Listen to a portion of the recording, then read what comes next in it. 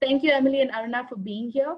I just wanted to ask you guys if you could tell us a little bit about yourself, each of you, a little bit about the Broad Institute, and I'll ask you a two-part question. The other question is, why is the Broad Institute a good option for those that are considering non-academic, non-industry type positions?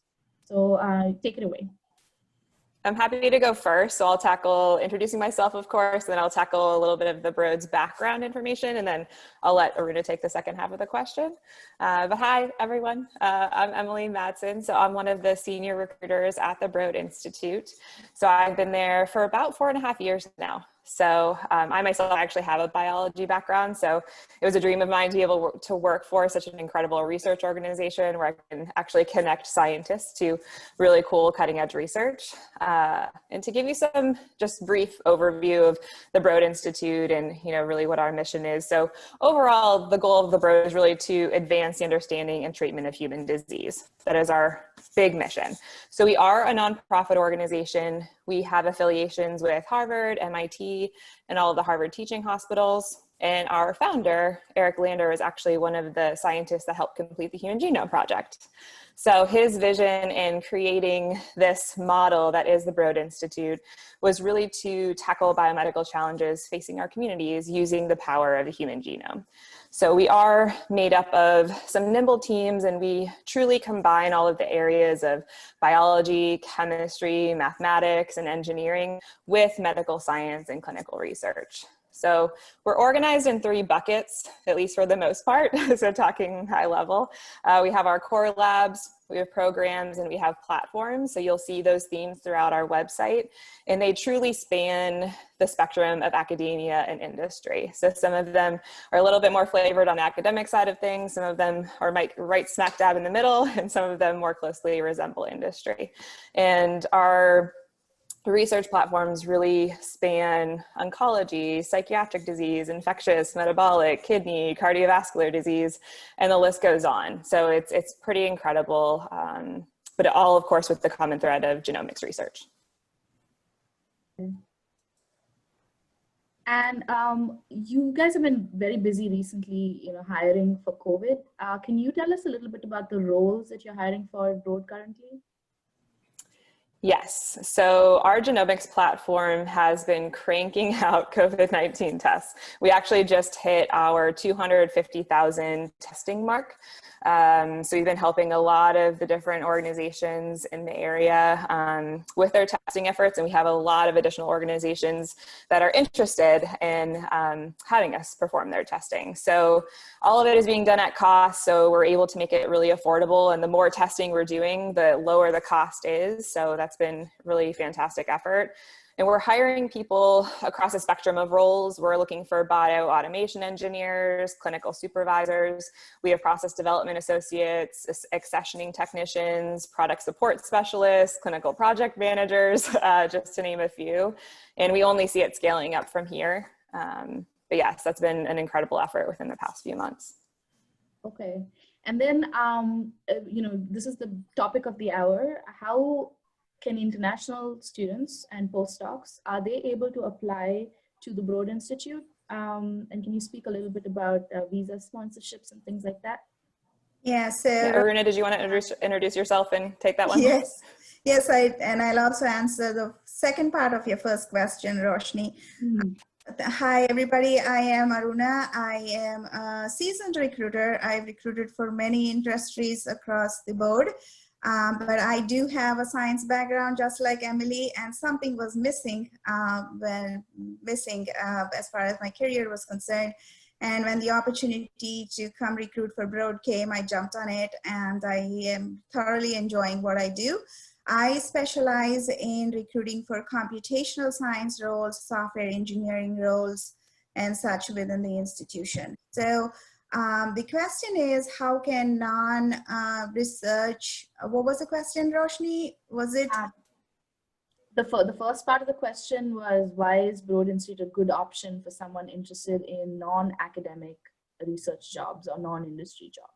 Yes, so we are a research institution. So we are, I will say, in between industry and academia.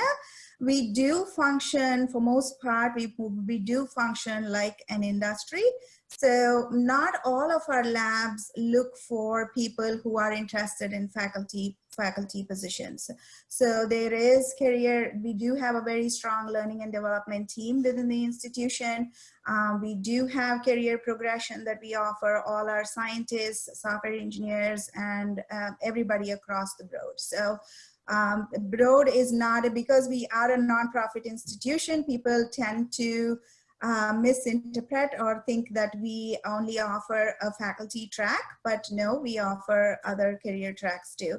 And also it's, I mean, the kind of research that we do has enabled many people to make the transition into industry or faculty, whatever track they choose. Okay, and the second part of the question was international opportunities for international students. And can you speak a little bit about the visas that you might sponsor?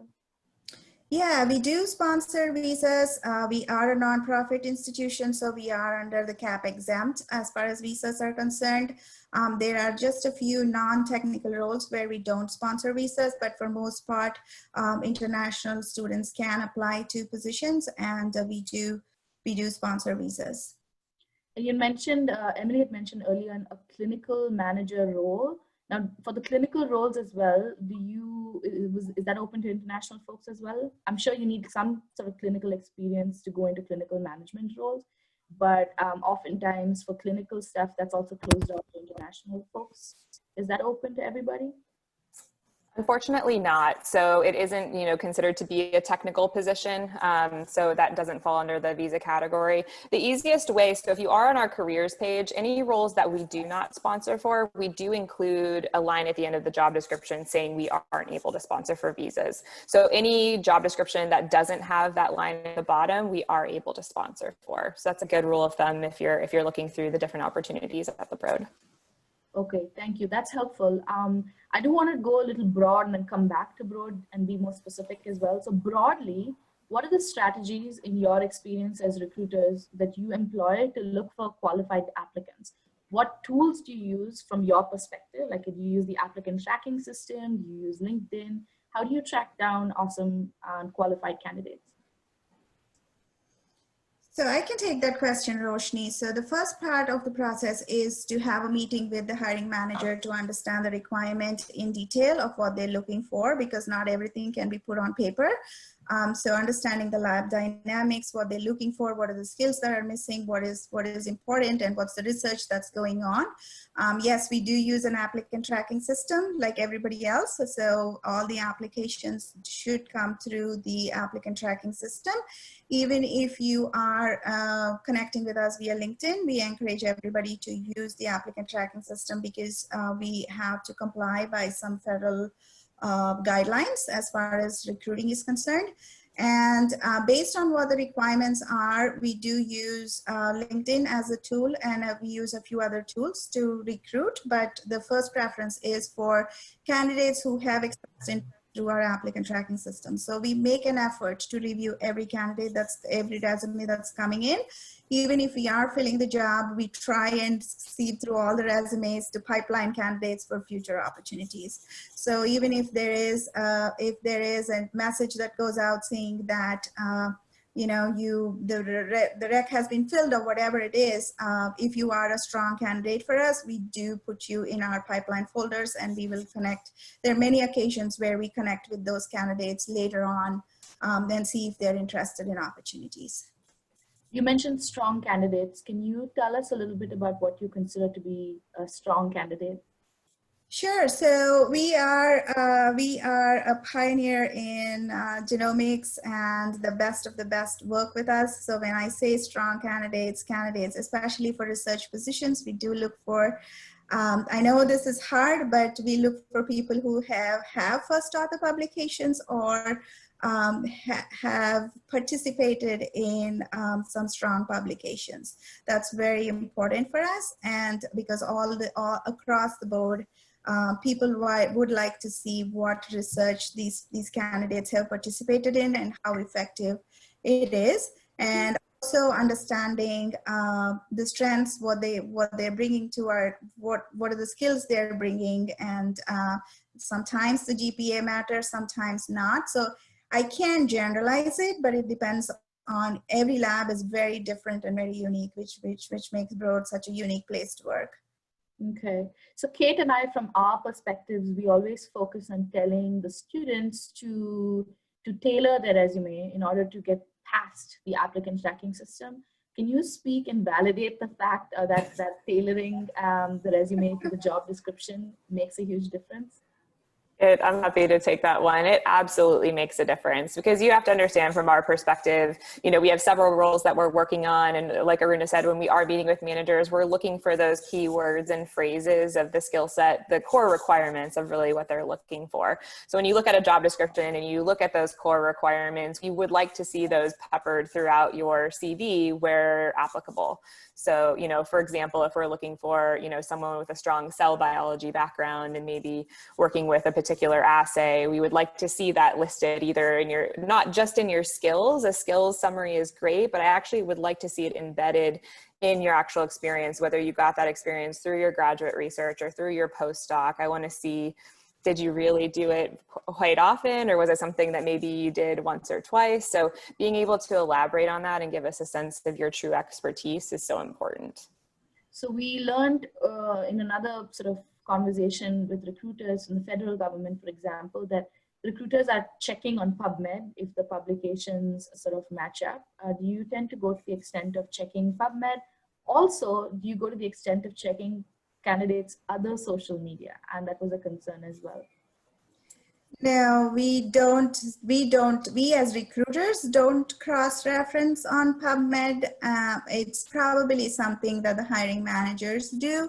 When they review the resume, they tend to read publications and their contribution is, and sometimes they read the papers to understand more about the research and such, especially if there is interest in this candidate.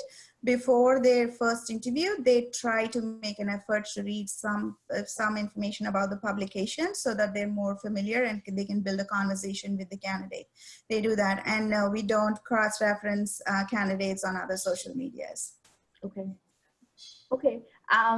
You'd mentioned publications is very important, but if someone, for some circumstance or the other does not have a long list of publications, can a strong focus on technical skills substitute for a publication list? I would say yes. You know, I think it's also good to highlight that and be quite transparent in your cover letter and let us know, okay, maybe did your lab lose funding? Is that why you had to, maybe switch gears and start a different project, or give us some more background information? That's super helpful. But yes, the technical skills or anything that even you have in progress is really helpful. Any type of insight as to, just your true passion and just, again, highlighting the work that you've accomplished. Okay. And Roshni, about the first author publication, I want to say, it's not easy to get a first author publication. It's very, very difficult. So what has your effort been in publishing an article or a paper, whatever it is? We like to see that effort, because not everybody can publish in Nature. Not everybody can publish in those high and publications that our institute does. So we respect that, we understand that, but we look for the effort on what exactly the contribution of this candidate has been towards a publication. Okay. So for me as a candidate, if I'm deciding what length my CV should be, should I send a resume? Should I send a CV? What's the best recommendation, at least from your perspective? How long should it be in terms of, should it be a CV or a resume first? And then I'll ask further questions. Sure. So I have seen, especially for people with candidates with PhDs, they tend to have two versions of resumes, right? One, a short version where they just talk about their experience, and then there is another version that talks about their publications and such. So I would say, if you can, whatever you can put in a 3-page resume is what is probably ideal for us, because we'd like to see a combination of the technical skills, the experience, the projects they worked on and such, and also some information about their publications. So it's a combination of both, I will say, and whatever you can fit in 3 pages.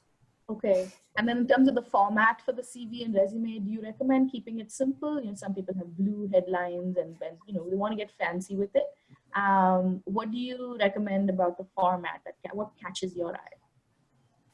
Yeah, for us, it's truly the organization of your resume. I really don't care what color your name is in or what color you put your publications in. I just want to be able to easily find it. So as recruiters, we're scanners. So I want to be able to see, okay, this is your education section. This is your experience section. This is where you go into your technical skills. Maybe you list them. Maybe you list your publication. So I just want to be able to clearly see all of those categories without having to search for them. Can you fact check us? Can you fact check this for us, Emily? A recruiter spends 6 seconds looking at a resume. Is that true or false? No. So we do spend a little bit longer just because, again, our roles are pretty niche, maybe for like, you know, the lower level positions where people don't have a lot of experience, but you know, we do spend time looking at each resume. I know Aruna admittedly spends more time looking at cover letters than I do, but but yeah, it is a quicker process because, again, we're looking at so many people every day. And do all jobs at Broad especially ask for cover letters? Because sometimes no one asks for a cover letter, but if they don't, do you recommend that one send one anyway? So if a cover letter is required, we put that on the job description and say, please attach a cover letter, because there are some hiring managers that like to see a cover letter on why this candidate is interested in their lab. So if a cover letter is required, we mention that in our job posting. Okay. I think managers are traditionally look for a cover letter. Okay.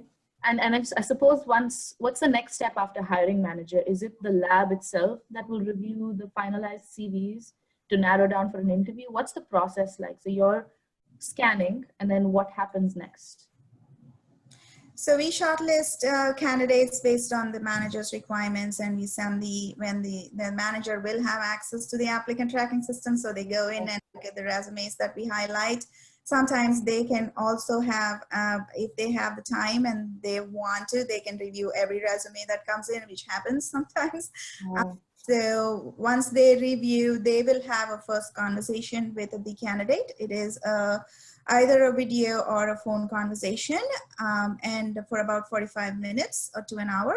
And if that goes well, then we will introduce the candidate to the lab. Depending on the position that they're applying for, there are some, if it is a computational role, then there are some labs that have adapted to a coding challenge that they have to take. It's a take-home coding assignment that we administer. The candidates finish that, and depending on the score, we look for 70% or more. Depending on what the candidate's score is, we advance them to the final step, which is meeting the lab. And for scientist roles, the candidates present to the entire lab about one of their papers. And that wraps up the process. So that's the only difference. Oh, sorry, go ahead. The only difference with research scientist positions on the wet lab side of things is we don't do the coding assessment, of course, but we do have the research scientists give a seminar presentation. So we do, obviously we're doing that virtually right now. Before COVID, it was in person. But we do invite the entire lab to the seminar presentation to give feedback. And that's a part of the interview process. So sounds like a typical interview process. When it comes to the actual interview, do you know if the interviews are technicals and behavioral? Do the questions fall, you know, the people ask, what's your greatest strength, what's your greatest failure? Is that part of the interview process too, or that depends on the hiring manager? It usually depends. We encourage a lot of our teams to give behavioral or situational examples. So embed those with technical questions. So for example, like, you know, if you were culturing, you know, this many cell lines and you had some contamination, you know, what would you do next, or what would your next step be? Or try to give them a real life example of some of the challenges they're facing with their current project. And so again, it's really looping those two technical and behavioral skills together. So that's typically our recommendation.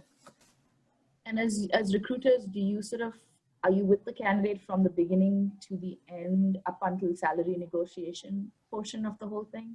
And so do you coach a candidate or let them know what questions to expect, or is that up to the candidate to prepare?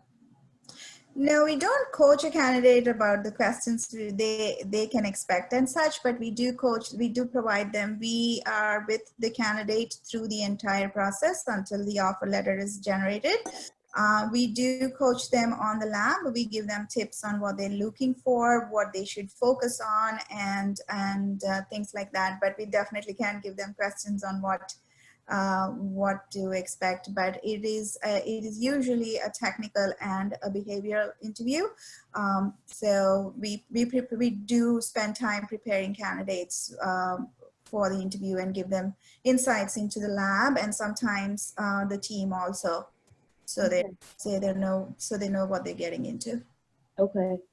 So for the audience over here, if you have any questions about the resume and the interview portion, just definitely put it in the chat box. I want to talk a little bit about networking and LinkedIn as part of the application process. So, so you guys probably get hundreds and hundreds of LinkedIn requests. We were just talking about this earlier.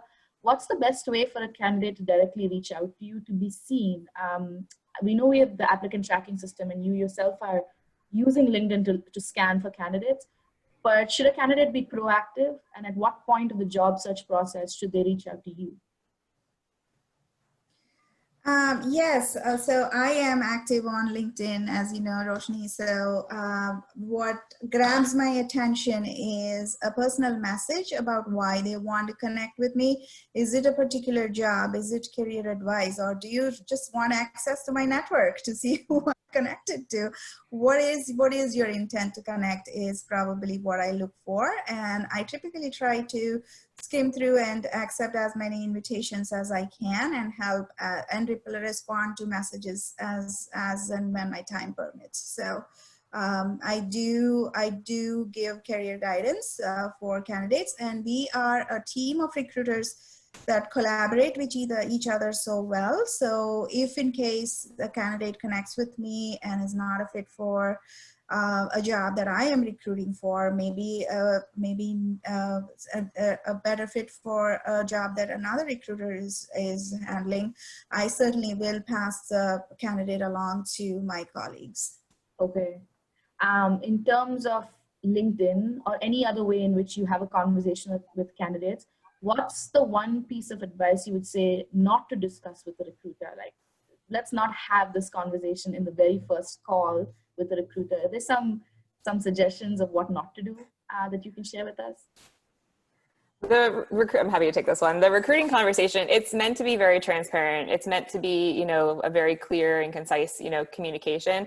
I know the pitfall that some candidates get into, and it's just because I think they're so passionate about the research that they're doing, but they get into the granular detail of their project and the specific enzyme that they're researching. And while that is all very interesting, I need to understand and be able to assess you on your ability to summarize and give me a high level overview and just the key points in the job description that I'm looking for, that you have experience with, that you can bring to this role. So leave those more nitty gritty conversations for the hiring manager or maybe one of the senior team members. Because like I said, I have a biology degree, but it's been a really long time. So a lot of that is lost on me. Yeah, and that's one thing that we look for. Communication is very important. Broad does have a lot of collaborations. We work with external labs, and we do a lot of work globally. So how effectively you can communicate is very, very critical to what we look for. Okay, how you can communicate. So a lot of PhD students have the question, should I discuss in the very first call that I'm looking for sponsorship, or will that turn off a recruiter because that's the first conversation that you have? How we ask that. Oh, sorry. Yeah, we actually ask that question for every single candidate that we talk to. So they're, regardless of where you're from, we always ask that question. So obviously we're very open to discussing it. We aren't experts in the immigration process, so we won't be able to answer a lot of, in-depth questions as far as, well, how long will it take? Or, obviously that is more of a case-by-case basis, but absolutely it should be addressed in that first call. And we'll be very transparent. If we end up talking about a role that we aren't able to sponsor for, we will let you know that. And if it is a role that we are able to sponsor for, we'll at least try to give you, a rough estimate of the timeline. Again, just depending on the current state of the immigration policy. So transparency is key, and I think that's the same thing that we tell people is you may not want to say the first line is, do you sponsor? You want to sell your work first. You want to be able to sell what you bring to the table, and then definitely have that conversation during the course of the whole thing. We were talking about networking just a second ago, and I wanted to ask if someone is interested, if someone sent a message saying, I am interested in a particular lab.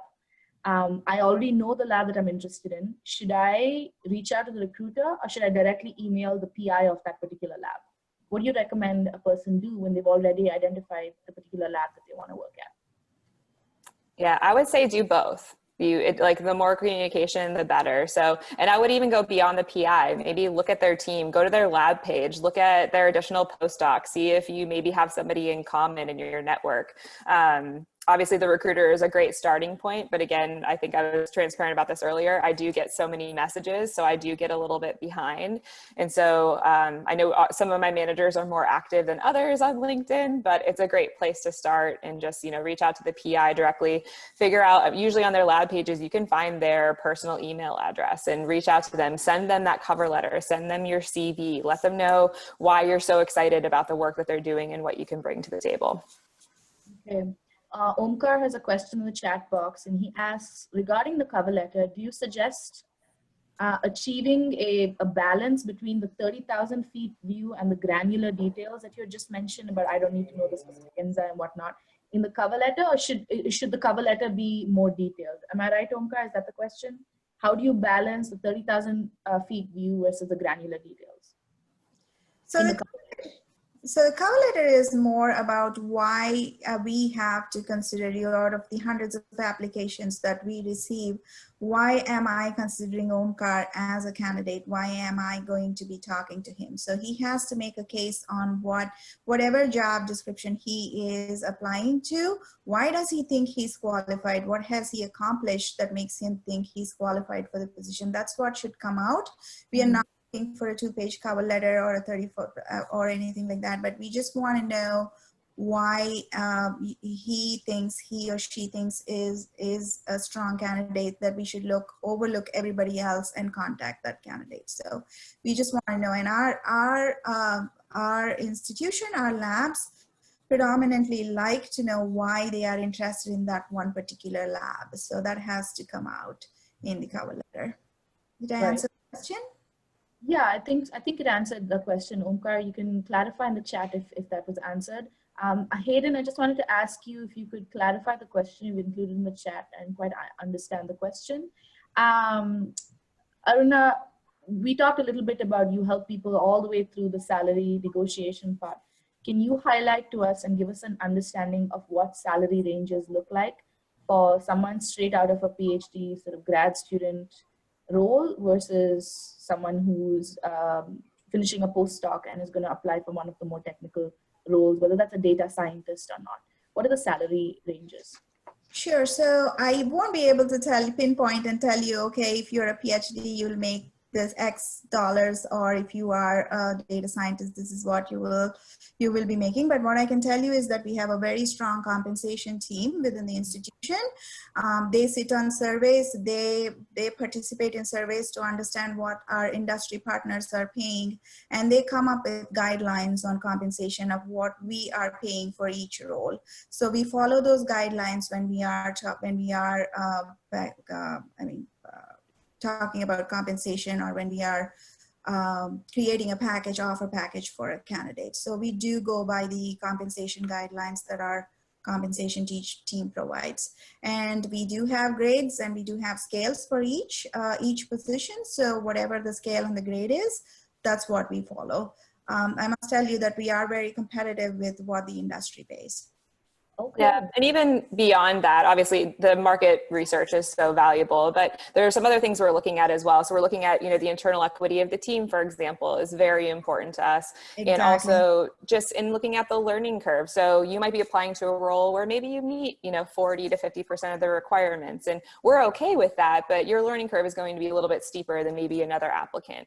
And so so that's why there's always a range. It's not as if like, oh, you're always going to make this as a research scientist or this as a computational person. So, and then of course, again, we're comparing you, okay, well, you're coming in with this much experience. We actually have 2 other people that are more experienced. And so those are the pieces that we're playing with when considering the entire package. Yeah, I think Emily touched upon a very important point. When we are, apart from the compensation guidelines and such, the internal equity of how the team is positioned is very, very important for us. And as far as postdocs is concerned, we do follow the NIH standards of whatever the recommendations are. Oh, okay, that's good to know. In terms of negotiating a salary, is there room to do that? Is it expected to do that? Always room to do that, always room to do that. And we typically, at least myself, from the get-go, I'm very transparent about compensation and if there is no flexibility on compensation, we are very good at telling the candidates that this is what the job offers. We don't have wiggle room, and are you okay with the salary? Because it just never makes sense to take the candidate all the way through the process and in the end say, oh, we are a mismatch as far as compensation is concerned. So all of us make a diligent effort to have the compensation conversation early on. And if we think that we can't match expectations, then it's okay. We will keep them in our database for other positions that match the candidate's compensation requirements. I see. Yeah. Okay. Go ahead, Emily. No, I think that's just such a key part because, I mean, we are a nonprofit organization. And so the way the Broad is organized is a little bit different than industry, for example. So all of our teams have different grants, different sources of money. So we're given, pretty specific budgets for the most part. So we try to very early on in the process, be very transparent as far as, okay, this is your experience. This is where the team is leveling you. Like, this is what you can expect. So we try, obviously I appreciate people advocating for themselves, but again, we try to give that information early in the process to avoid the back and forth at the end. Right. Okay. So what if someone is interested in applying to several labs and has in varied research areas? Does it make them look like they're not focused, or is it okay for them to apply? That's a question. I think it depends. I think it could go either way. So we obviously have a lot of, research scientist roles, for example. That's my specialization. And so if you have a cellular biology background, you're going to be qualified to work for the Kidney Disease Initiative and Stanley Center and the Cancer Program. So that's okay. As long as you're applying to research scientist positions. Where it looks really disjointed and like someone's just throwing their resume at anything is if you apply to a research scientist position and a project manager and maybe an alliance manager, and so different roles where it makes me wonder, do you know what you want to do yet? And if you don't, that's okay, but maybe to have a conversation with somebody first before applying to all of those different job profiles. Mm-hmm. So yeah, so I guess, is that helpful? Yeah. So choose wisely. You just don't want to look, here and there. You're saying. Yeah, and if there's several labs you're interested in, it's so important to apply to them. Because, for example, I'm not the only person that deals with our research scientist positions. I have a colleague, and we've basically split the Broad group steps, and so we both handle research scientist roles. So she supports the Cancer Program, and I support the Stanley Center. So if you only apply to one of those, I might not necessarily see your application. Okay. So someone asks, how do I explain gaps in employment? Does that disqualify me for a position? Is that viewed negatively by a recruiter? No, the short answer is no, we don't disqualify candidates because of gaps in employment. If they have a strong resume, again, when I say strong, it is matching the skill sets that we are looking for that particular position. We certainly will have conversation with candidates to understand the gaps, because there could be a genuine reason why there are gaps in the resume. So yeah, no, we do not disqualify candidates just based on gaps, but we do, if we think they are somebody that our manager has to review, we do to understand more about the gaps. Okay, speaking of gaps, there was someone else who mentioned that they have an irregular work history. They had their associate degrees and they were active professionally for a while. Then they returned to school to further their education. And then, life happened. They work part-time, so it's irregular. It's a non-linear storyline. It's not like, majority of folks who go bachelor's, master's, PhD, postdoc. In the past, recruiters have raised their eyebrows at this. So how do I package myself if I have such an irregular background? So this happens quite often. We do see resumes like this. And again, this is not a disqualifier for us, especially with our campus program and when we are hiring non-PhD candidates for associate level roles. What happens is we do often see candidates who get a bachelor's degree, work in the industry, and then go back to get their master's. So no, that's not a disqualifier at all, as long as you can explain yourself of why you did what you did. I think this is where a cover letter really is helpful in telling us your story of why you completed a master's and you took a job and then you decided to go back, because we've hired so many candidates like this who switched careers. Someone who has a biology degree decided to go get a computer science PhD that I talked to recently. So it happens. I mean, people make career changes, but as long as you can tell us why you did that. And that's actually a curiosity question that I ask candidates when they make a career transition like that, because I like to listen to stories. So as long as you can tell us a story, we are good. I think references help too. If you have a really great, robust, reference list where we can see, oh, these people are going to vouch for this person, I think that also helps plead your case. Yeah. So they tell the story in the cover letter. You suggest that story Yes. be told in the cover letter. Speaking of references, who would you recommend good references for anybody who's never done this before? Yeah, so typically we ask for about 4 references, and we require 2 of those references to be some type of supervisor. So I know coming from an academic setting, you don't necessarily have a quote unquote manager, but anyone who is directly supervising the research that you're doing. So whether that be a graduate student, a PI, or an extension of a PI, those are the 2 people you want to start with. Anyone that was assessing your success as a researcher. And then the 2 additional people can be, peers that you worked closely with, colleagues, anyone else that can, again, speak to your technical capabilities. Okay. So for those in the chat, like if there are any questions that I have missed from the ones that you sent me, please write it in the chat box. Someone just, reminded me of a particular question they wanted answered. So please put it in the chat box. Anybody else, if you have any specific questions about the LinkedIn interview process, let me know. I have another question is, do I prepare for a conversation with a recruiter? Do you let people know that you're about to call them? Is it mostly cold calls? How do I prepare for a conversation with the recruiter? Because the recruiter is the first step into this whole journey of applying and interviewing. Yes, so we do reach out to candidates and request their time for a 30 to 45 minute conversation, depending on what the position is. And we typically expect that they understand the role that they're interviewing for. So have the job description handy. Please research about our institution, know who we are, what we stand for. And also, if it is a particular lab that you're interviewing for, we usually, for most part, have links to the particular lab on the job description itself. So follow the link, take some time to understand about the particular lab that you're interested in, and be prepared with your questions, because I always tell my candidates during the interview prep, and this is I think applicable for the first 4 interviews too. Write down your questions. Don't expect your brain to remember everything, because when you are in the interview mode, you tend to forget a lot of things. So have all your questions listed so that you can cover everything during the first conversation, because that's the first impression. That's the gateway to the institution. Right, absolutely.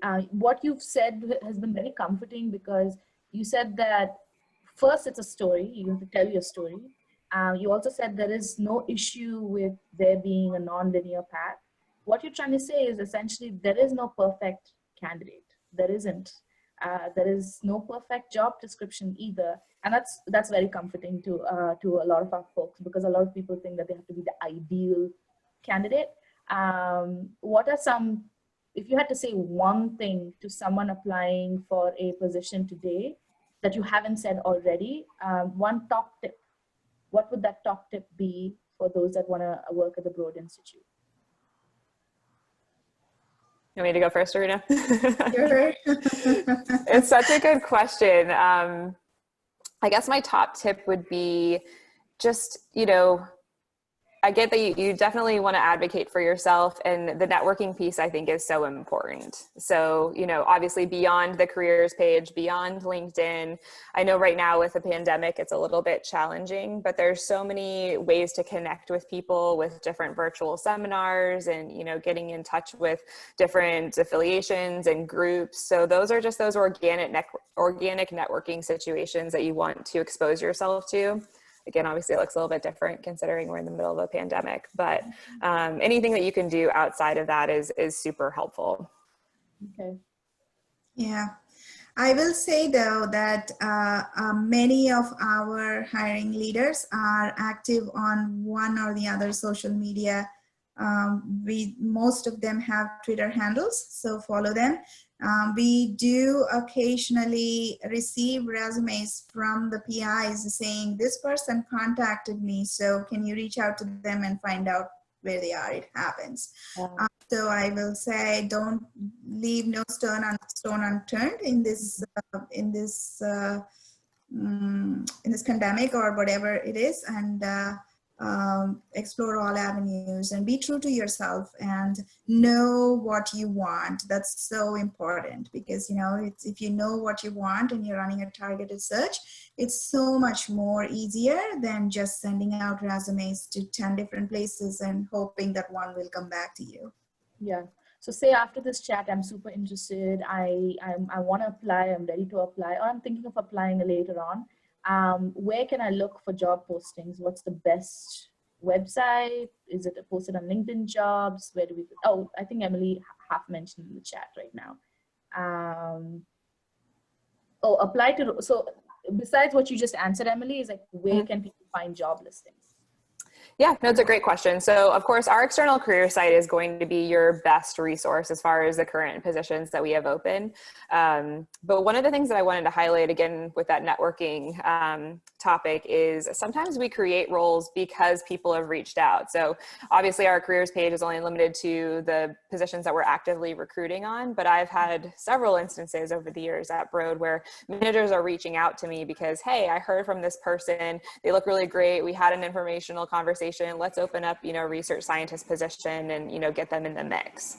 So again, I encourage that networking piece, but we have our career site. We post all of our roles to Glassdoor, LinkedIn, Indeed.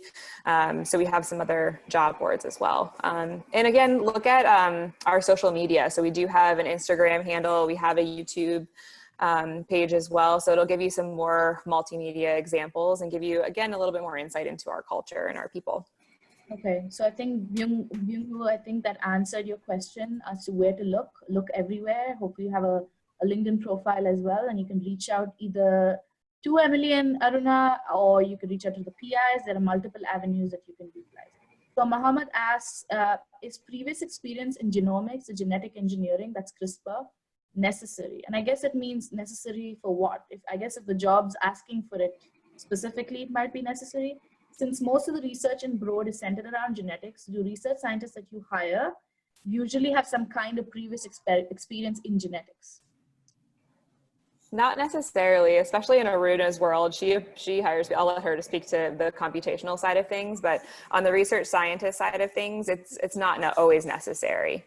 Sometimes we're just looking for, a really strong person with a molecular biology background, and we're willing to train them on the genetics piece. So it's not always a requirement. Okay. Yeah, and as far as computational roles are concerned, we do hire a few different types of people. One type is people who understand the biology and they are able to use the models that are already available and conduct research.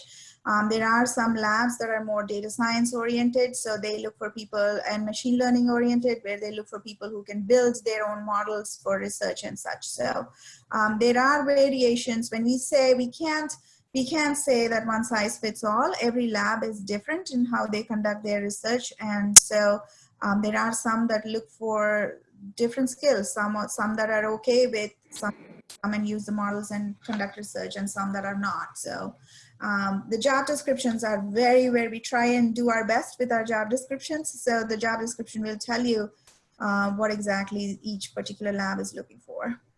Okay. Rajan has a question is, do I need to have LinkedIn Premium or something like that to contact recruiters? I don't think you need to. Now he can send a message to connect. Okay, and I also get this feedback sometimes that you are both, open to connecting on LinkedIn and things like that. But a lot of people do send messages to recruiters and then don't get a response. How important is an effective message, right? Like you mentioned early on, you said it depends on the message itself, whether a person was asking for something specific or whatnot. So how do you get the attention of recruiters on LinkedIn? Yeah, like I said, I think I answered this question before. It's about your interest. What about what do you want from me? I mean, is it a connection, or are you looking for career advice, or are you interested in career opportunities at the Broad? The clearer you are with your message, the better it is for me to focus. If you're just sending me a request saying, I want to connect to your network, it doesn't mean anything for me, because I want to know more of why I have to connect with you as against the 100 other candidates that are reaching out to me. Right. I absolutely second what you just said. We get, even I get many, many messages on LinkedIn, and it really, out of all the messages, first I sift through the ones with notes. And the second, I don't respond to messages that say, hi. That's it. That's the extent of the message. Hello, because many of us don't have time. So be very efficient, be very specific in your message, be very transparent. What is it that you intend to get out of that conversation? How can you provide value? Like, you don't want to always expect things from someone to be handed to you. So how do you provide value? Maybe you can fit a particular role, and so you want to be able to say, I saw this role, I think I'd be a great candidate, and send that message to either Aruna and Emily. And just before people log off, I have sent the survey form, so please fill that out. But Emily and Aruna have been very